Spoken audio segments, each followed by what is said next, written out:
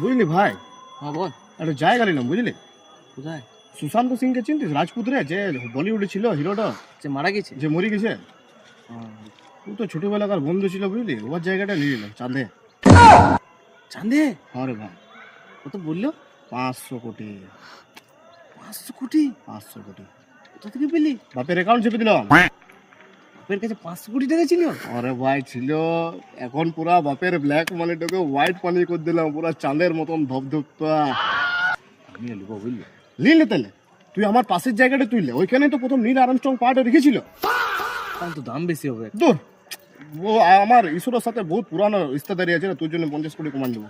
হ্যাঁ হ্যাঁ তাহলে আমি তোকে ফোন করবো বুঝলি রাত্রেবেলা। হ্যাঁ হ্যাঁ, তুই আমাকে ফোন কর। জোগাড় করে নি। আমিও ভাবছি বাপের কাছ থেকে ঝুঁকে দেখি কত টাকা পাই আগে। কোনো ব্যাপার না, তুই লে না, তোর জন্য ইনস্টলমেন্টে করান দেবো। ওইখানেই তো লাইকা গেছিল রে, কুকুরটো কল্পনা চাবলা লাইকা, ওইখানেই তো নেমেছিল ওরা সবাই। হ্যাঁ হ্যাঁ রে ভাই, ছাড় চো এসব বাদ দে, চল চাটা খেয়ে আসি বুঝলি। তো চা খেতে যাবো। কিসে যাবি বুঝলি, গাড়িতে তেল নাই। গাড়িতে তেল নাই? না। আমার BMW আছে রে ঘরে।